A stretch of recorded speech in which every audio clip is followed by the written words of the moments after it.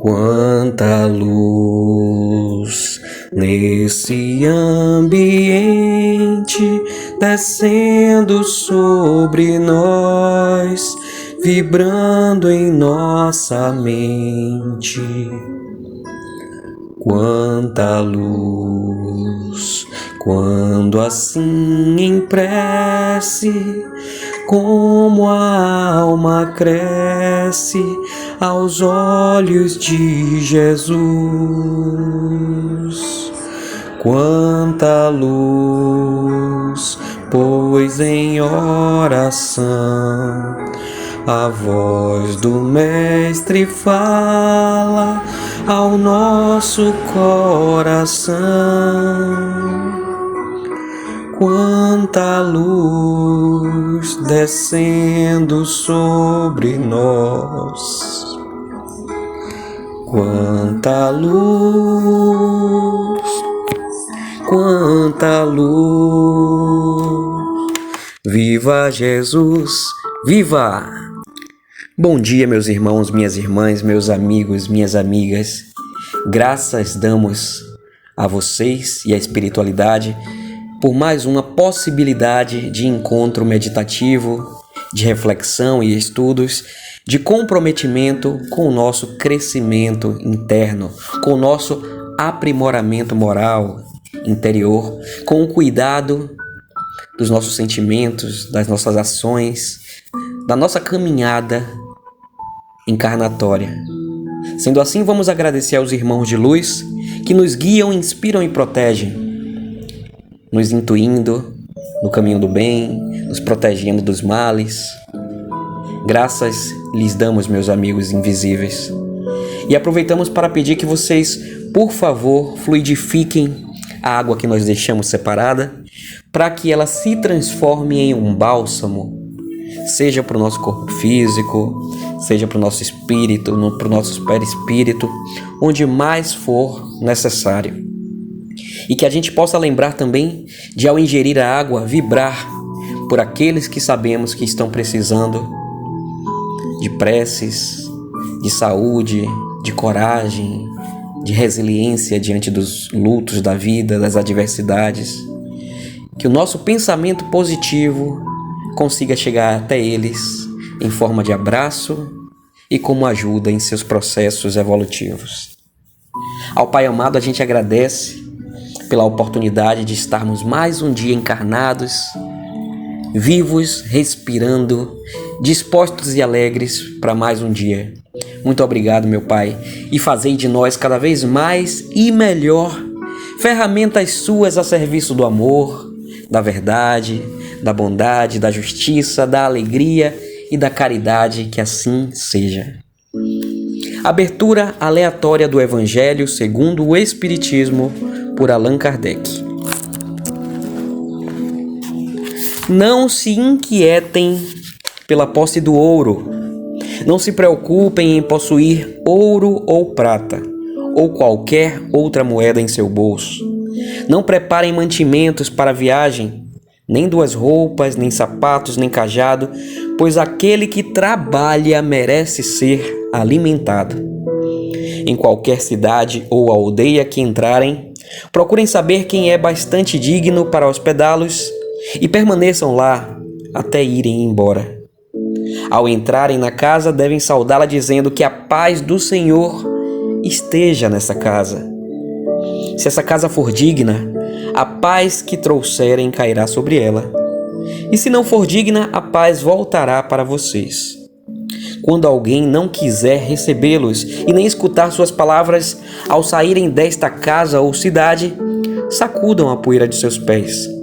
Em verdade, eu digo a vocês que no dia do julgamento, Sodoma e Gomorra serão tratadas com menos rigor do que essa cidade.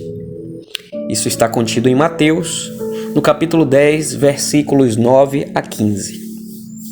Naquela época, as palavras que Jesus dirigiu aos apóstolos quando os enviou pela primeira vez para anunciar a Boa Nova, ou melhor, o Evangelho, nada tinham de estranho. Elas estavam de acordo com os costumes patriarcais do Oriente, onde o visitante era sempre recebido na tenda.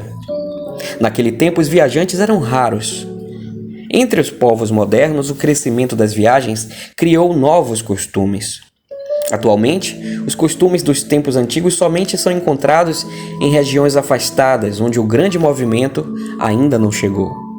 Se Jesus voltasse hoje, certamente ele não diria mais a seus apóstolos: viajem sem levar mantimentos. Ao lado do seu sentido próprio, as palavras de Jesus possuem um conteúdo moral muito mais profundo, pois ensinavam seus discípulos a confiarem na providência. Além disso, os discípulos, nada tendo, não poderiam provocar a cobiça naqueles que o recebessem. E era também um meio de distinguir os caridosos dos egoístas. E é por isso que Jesus lhes diz: procurem se informar sobre quem é digno para hospedá-los.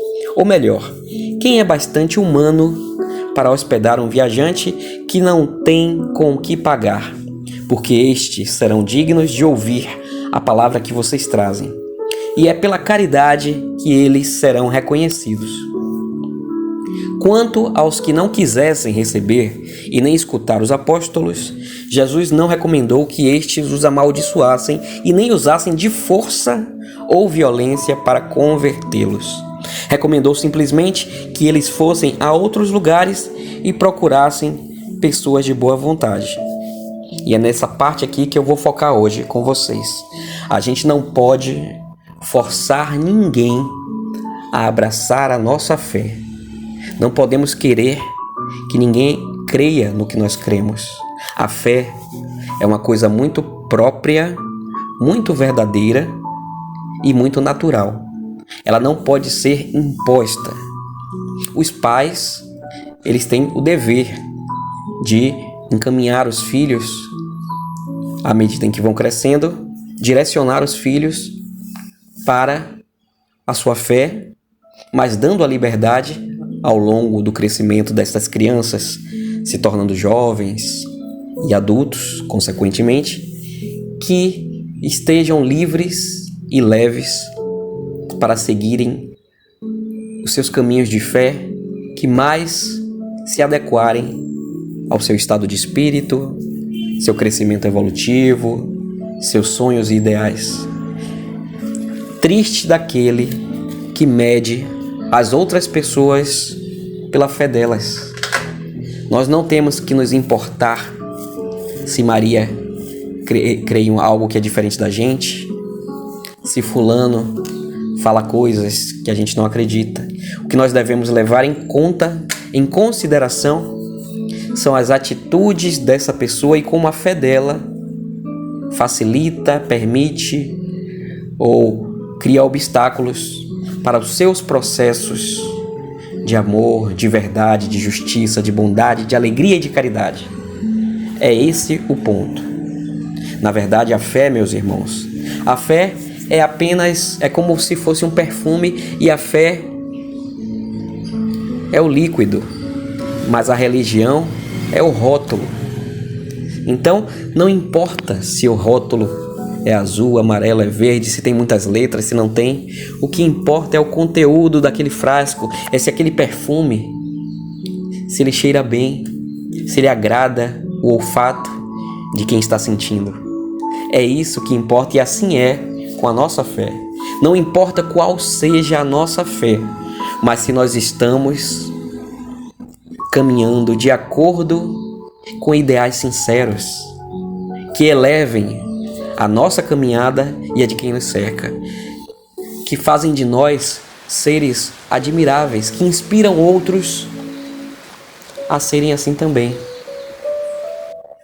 que olhem para a gente e busquem aquela paz que nós transmitimos, que busquem aquela alegria que nós irradiamos, que busquem aquela resiliência que nós temos diante das dificuldades.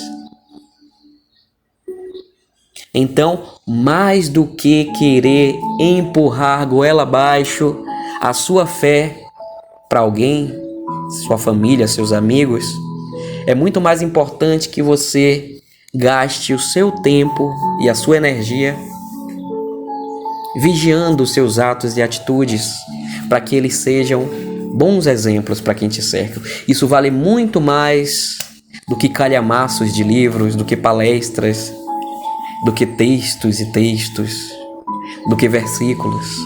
As nossas atitudes, quando louváveis, são os melhores ensinamentos que nós podemos dividir com alguém.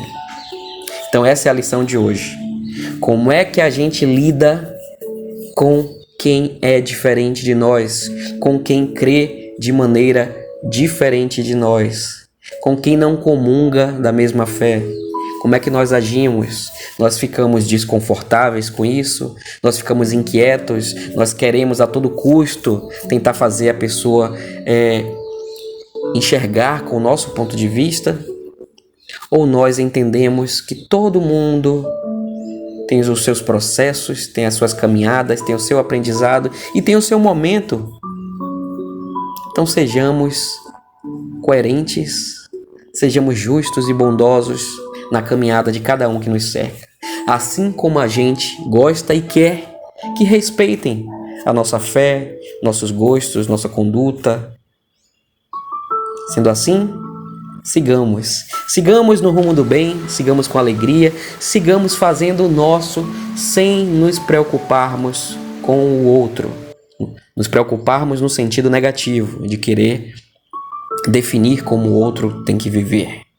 Sigamos cuidando do nosso coração.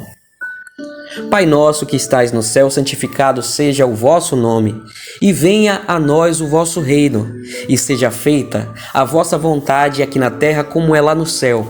O pão nosso de cada dia, Pai, dai-nos hoje, e perdoa nossas ofensas, como nós tentamos perdoar todos aqueles que têm nos ofendido.